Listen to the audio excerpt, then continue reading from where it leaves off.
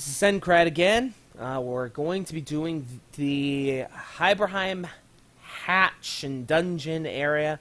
Be combining some of this stuff, the troll chest area, to hopefully make it so you don't miss anything in this area. Now, what we're talking about is when you get to Hiberheim, one of the areas that you want to be going to is the dungeon. In order to get to the dungeon, you have to find the hatch and take the underground passage. Now, there's a skull here. I'm showing you on the map where it is. At the base of it, you will find something interesting. A dig spot. You do not have to have high perception. Well, I'll be damned. A hidden hatch. And you find a hatch. Excellent. Okay, when you go in the hatch, don't miss out on this. Directly to the south of the hatch is this troll and a chest.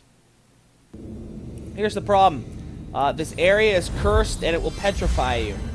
It will petrify you. Okay? Careful now. That's showing you that even with winged feet, you still will be petrified. Now, people will kind of freak out at this and not know how to solve this, so I'm going to show you how to solve this easily. Okay? The Troll King's, hopefully you saw it there, key was right here in his hand. You're going to grab this as quickly as possible, open the chest, and empty it. Okay? You've done it. Okay? You've done it. At this point in time, all you need to do is, and I should also note, do this with people disconnected. Okay? So there's still two people. You still have Medora and Jahan out here chilling. Okay? Now, once you get this, there's nothing else in this area. You're going to reconnect these chains. Well, first you're going to knock yourself down. You're going to reconnect these chains. And then you're simply going to walk out. And what happens is it sucks your people out with you. And as soon as they get out with you, hey, guess what? Guess what? You're no longer petrified. You go in there, you're going to be petrified again. Okay? And there you go. Okay, so then we're going to... I think I just zapped myself there. We're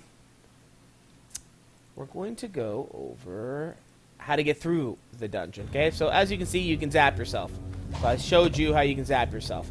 Okay, these things will disappear, but they won't go away. They won't go away. I should have shown it in the other video, but what's the point? Okay, the mines, you move forward, they disappear, but that doesn't mean they're gone. They just vanish from your sight. You hit them, it'll still blow up and kill you. Okay. The easiest way to do this, as opposed to playing a memorizing game of just memorizing where they are, is just blow them all up. The problem is that you might lose a chest here that might burn to death because of it. So what you do is you blow this up. So here I am. I throw a flame grenade, blow it all up. Now the very, very next thing you do, is cast rain. As quickly as possible without, stumbling everywhere. Okay. Now, what this is going to do is put out the fire on the chest. Hopefully preserving it so that when you go up here, it will be safe.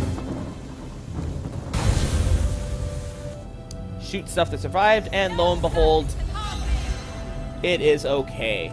So do your hover feet so you don't die from the lava that's surrounding it. And there you go. Got a good lucky charm here. And you're going to continue on with the same strategy. There's one other patch up here, so you're going to continue. And there's one other patch of crazy stuff here. You're going to do the same thing.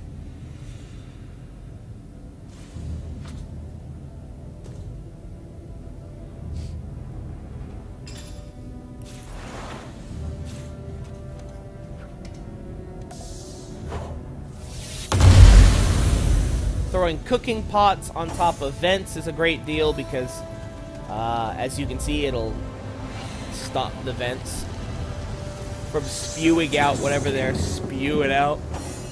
This is it. Okay, so at this point in time, you just walk through here. There's nothing to stop you from that point on. Just blow them up, and then you're good to go. Don't play the memorized game. It's just not worth it. It's just not worth it. Use your pyramids. You're good to go. You get up here, in here, Must be around here somewhere. and there's a rat out here that if you give it some cheese, he'll say, hey, you know what? I'll pull the thing and unlock you, okay? If you give him cheese, you get 0 experience, and then he just goes, "Oh, sorry, mate, I can't grab the chain," and then he leaves. And that, you know, that kind of pisses me off. I gotta be honest. And so, anyway, you dig out of the cell right here. You climb over here, and this is actually how you escape, not through the mouse. But hey, you can always kill the mouse, because that's what I do. Because, you know, ever since the very first time I played original, and this mouse chumped me, I kill it.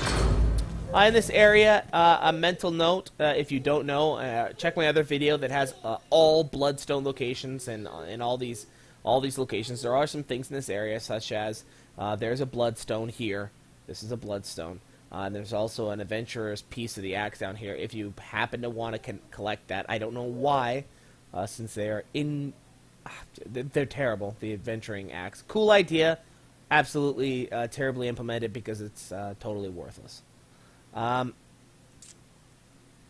right, I'm showing you the bloodstone there. Okay, one last thing. So on your way up, don't forget to do wing feet here or walk in shadows. One of the two. Separate the person so you don't have to do this on all of them. Walk up here. I'm just doing wing feet this time. You could do walk in shadows just so long as they don't see you. You get up here, hit this switch right here, and it'll drop them. It'll drop them. So your guys can now come up here. This guy will do the same thing. You don't want this guy to see you, because he will kill the chest. You won't get anything, and it'll kill you in the process. So same thing. Just get up here. Use your walk in shadows. Whoop, and just go open the chests. Okay. Pretty simple. Not complicated. But just don't forget to do it, because it will blow up. They will kill you. Stuff like that gets frustrating. Down here, you're going to find the White Witch. So, enjoy. Thanks for watching. As always, leave a comment if you have a question, and I'll see you in the next video.